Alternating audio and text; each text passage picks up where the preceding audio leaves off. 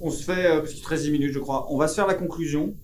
Et je vous propose qu'on conclue en parlant d'un petit dernier sujet, une question que j'avais envie de vous poser. Est-ce que vous pensez que les affaires, la multiplication des affaires autour de Macron, peut avoir un impact ou que c'est trop tard?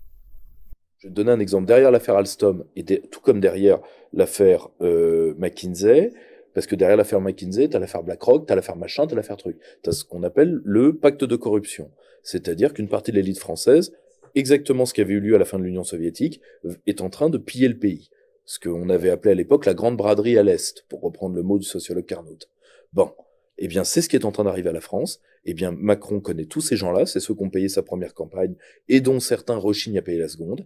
Eh bien, il dit une chose simple, si vous ne me sauvez pas une extrémiste, vous tomberez avec moi. C'est le seul message réel d'Emmanuel Macron. Ouais.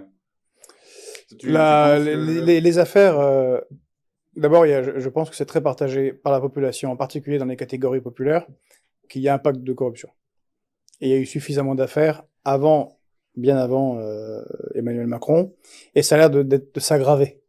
Qu'on se souvienne les affaires de Chirac, à côté, bon, c'était sympathique, et ça rentrait dans... C'était de l'artisanat. ça rentrait mais de l'artisanat dans... existant. Oui, existant, mais ça rentrait dans l'acceptable pour le peuple. Oui, bon, il ramassait un peu... local, le tout au torchon, on était quand même sur du savoir-faire classique. Bah oui, il y a des une main au cul des vaches, une main dans le portefeuille. Bon, Ce voilà. côté, c'était très français, ça. Bon, les élites françaises, c'est un peu des pourris, mais ils savent bien nous entuber. Tu sais, on avait un peu ce respect des roublardistes de Mitterrand, des trucs comme ça. Là, c'est plus le cas. Non, mais encore une fois, c'est un peu la même chose qu'il y a dans d'autres pays, comme en Russie.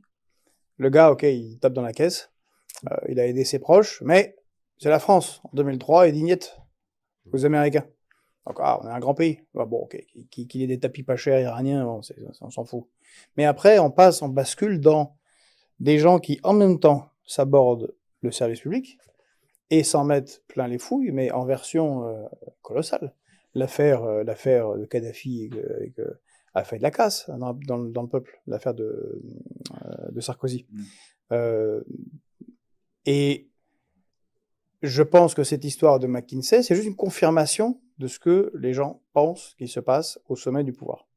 Et donc ça érode totalement et définitivement la légitimité d'Emmanuel Macron s'il est élu. Donc là, je suis d'accord avec toi, c'est que c'est pas sûr que ça a un effet immédiat, quoique ça pourrait avoir un effet s'il y a un second tour Macron-Marine Le Pen, parce que lui aussi peut avoir des abstentionnistes. Et des gens qui sont cadres d'entreprises supérieures, mais avec la version un petit peu protestante du truc, ils travaillent, là, c'est trop, quoi. Non. Ils vont bouder, traîner des pieds et pas aller voter. Il peut y avoir une perte là-dessus, parce que ça peut coûter sur cette population-là. Tous les autres, ça n'a aucun effet. Mais ça a un effet à long terme, c'est que la légitimité est tellement faible que quand il y aura le mouvement social d'ampleur, et il y aura un mouvement social d'ampleur, c'est ce que moi je pensais quand j'étais encore candidat, et avant la guerre en Ukraine, que les factures d'énergie allaient doubler au tournant automne-hiver avant la guerre en Ukraine. Bien sûr. Ça, plus l'inflation sur les produits alimentaires, plus en fait le fait qu'il n'y a pas réellement de solution sur le front de l'emploi, solution pérenne et durable avec des bons salaires, ne peut que finir en mouvement social d'ampleur. Mais il sera déjà élu. Oui, mais c'est un peu comme moi je pense qu'on est en 1788.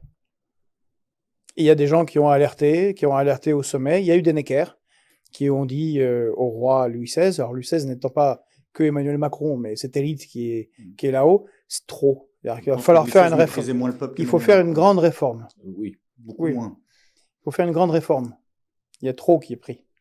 Et sinon, ça va mal finir. Et je pense que ça finira mal, d'une manière ou d'une autre, lors d'un mouvement qui commencera avec ce qui commencera, comme les Gilets jaunes. Que l'annonce d'un nouveau confinement ne suffirait pas à endiguer. Tu partages cet avis? Moi, je suis de l'avis de Georges. Je veux dire, j'avais reçu il y a quelques années en conférence un jeune historien absolument brillant qui s'appelle Fadi El-Haj, qui avait écrit sur la fin de la noblesse aux éditions Passé Composé. La vidéo est toujours en ligne, mais lisez cet ouvrage, lisez-le, et lisez-le à haute voix face à des amis à vous qui ferment les yeux. Vous n'avez que des portraits de nobles décadents qui sont à la cour de Louis XVI, on est d'accord. Vous fermez les yeux, vous vous dites Barnier, Apathy, Schiappa, Darmanin, c'est-à-dire les petits mecs appellent la destruction. C'est terrible, mais c'est comme ça. Or, et encore, cela étant un peu plus saignant que ceux d'aujourd'hui. Hein. Or, je pense malheureusement que, et d'ailleurs, ils nous l'ont confirmé, Georges a insisté sur la notion cardinale de ce qui va nous arriver, la notion de légitimité. Or, les chiens de garde de la Macronie, et parmi eux l'un des pires, M. Apathy,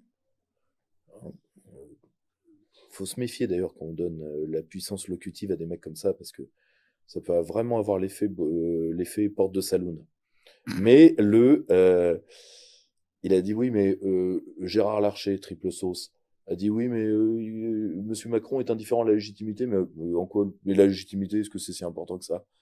La phrase de trop a été prononcée.